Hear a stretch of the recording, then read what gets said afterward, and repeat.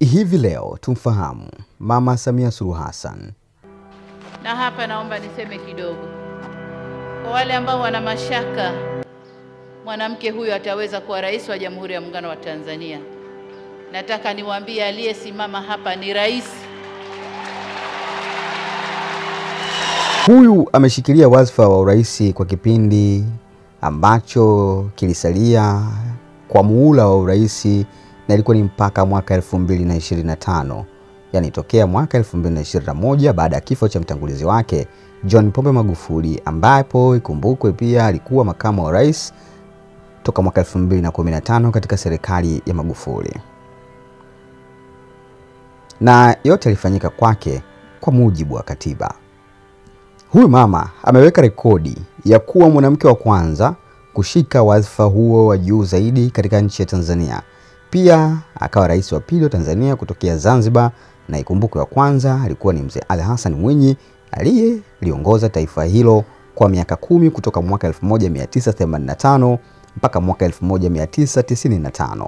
Aina ya kuchukua hatamu kwa Samia ilikuja kwa mara ya kwanza nchini Tanzania, yani kwa rais kufariki akiwa madarakani na makamu wake kuchukua nafasi hiyo. Lakini je, Mama Samia ni nani wewe? Kwenye kampeni za uchaguzi mkuu wa mwaka 2015, msafara aliyekuwa mgombea mwenza wa CCM Samia Suluhu Hassan ulikuwa na wasanii wengi mashuhuri nchini.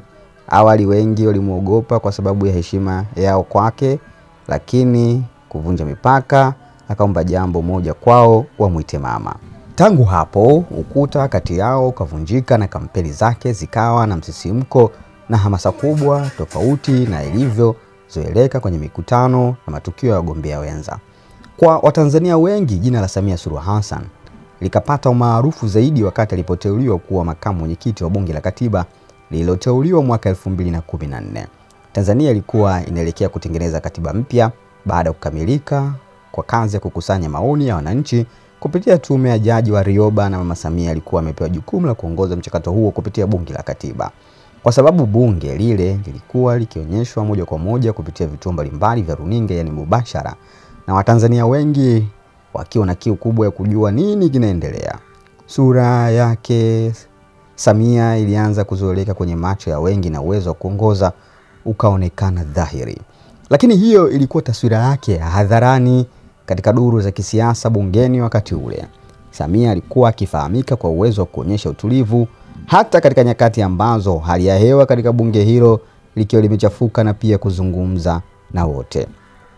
Muundo wa bunge hilo ulitaka viongozi wake wa juu watoke katika pande mbili za muungano, na kwa vile mwenyekiti wa bunge hilo alikuwa ni hayati Samuel Sitta kutoka Tanzania bara, nafasi ya makamu mwenyekiti ikaangukia kwa Mzanzibari Samia. Hata hivyo, wengi hawakutarajia kwamba angetangazwa na aliyekuwa mgombea wa urais wa Chama cha Mapinduzi mwaka 2015 John Pombe Magufuli kuwa mgombea mwenza wake kwenye uchaguzi huo. Ingawa wakati huo tayari alikuwa na uzoefu wa waziri wa takriban miaka 15, kujumlisha na uzoefu wake huo katika Bunge la Katiba, si watu wengi walimuona yeye kama mmoja wa watu wanaweza kupewa wadhifa huo. Wakati CCM iliposhinda katika uchaguzi mkuu wa mwaka 2015 unaotajwa kuwa mgumu kuliko yote kwa chama hiko tangu kurejeshwa kwa mfumo wa vyama vingi nchini, Samia aliweka historia kuwa mwanamke wa kwanza kushika nyadhifa hiyo tangu kuanzishwa kwa taifa la Tanzania. Siri ya mafanikio yake iko hapa. Sifa moja kubwa ambayo watu waliowahi kufanya naye kazi wanaisema, na ambayo si watu wengi wa nje wanaifahamu, ni uwezo wake mkubwa wa kiuongozi. Mbunge wa jimbo la Bumbuli January Makamba aliwahi kusema kwamba Samia ni miongoni mwa wanasiasa wenye uwezo aliowahi kufanya kazi nao, na ni bahati mbaya sana tu kwamba wengi wa Tanzania hawajapata fursa ya kuliona hilo. Makamba alifanya kazi kwa karibu na Samia katika kipindi cha kati ya miaka ya 2015 na 2020 wakati akiwa waziri wa nchi ofisi ya makamu wa rais, ambapo alikuwa akiripoti kwa mama huyo moja kwa moja. Mama Samia anaeleza kuwa ni mwanasiasa anayependa kufanya maamuzi kupitia kusikiliza kila mmoja, na si mtu wa kuamua mambo kwa pupa au kwa kuonea wengine. Samia pia anaeleza kuwa mwanasiasa jasiri na asiyeyumbishwa kwenye jambo analoliamini, na kulikuwa na maneno kwamba uamuzi wa kamati kuu ya CCM kumfanya yeye kuwa mgombea mwenza Magufuli kwenye uchaguzi wa mwaka 2015 kulitokana pia na kufahamu sifa yake hiyo.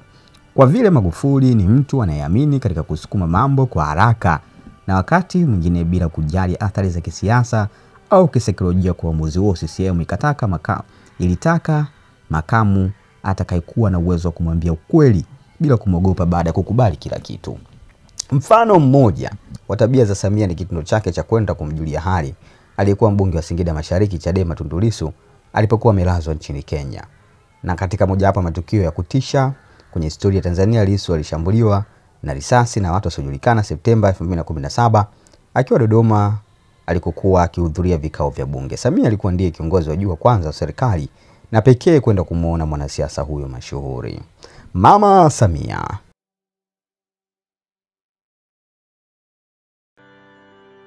Historia ya Mama Samia kwa ufupi. Mama huyu aliolewa na mume Hafidh Ameir mnamo mwaka 1978 na katika ndoa yao kajaliwa kupata watoto 4. Mtoto wao maarufu ni Wanu ambaye pia anafuata nyayo za mama yake katika medani za siasa. Huyu ni msomi wa kiwango cha shahada uzamili katika chuo kikuu cha Manchester, Uingereza, na ni mhitimu pia wa chuo kikuu cha Mzumbe ambapo alisomea masuala ya utawala. Aliajiriwa kama mchapishaji katika serikali ya Zanzibar mwaka 1977 na akapanda ngazi hadi kuwa afisa mipango serikalini kati ya mwaka 1987 na 1988. Akahudumu pia kama meneja wa mradi wa shirika la chakula duniani WFP Zanzibar kati ya mwaka 1985 na 1997 na pia kama meneja mkurugenzi wa mwamvuli wa NGO mwaka 1998 hadi mwaka 1999. Mama Samia anasema safari yake katika siasa imekuwa njia ndefu na yenye tija. Sio rahisi kuwajibika na kuwajibikia familia yake pamoja na wakati huu akiendelea na maisha ya siasa, elimu na majukumu mengine ya kikazi, lakini yeye ameweza. Huyu tumhesabu kama shujaa aliyeweka historia katika taifa la Tanzania. Leo tuishie hapo.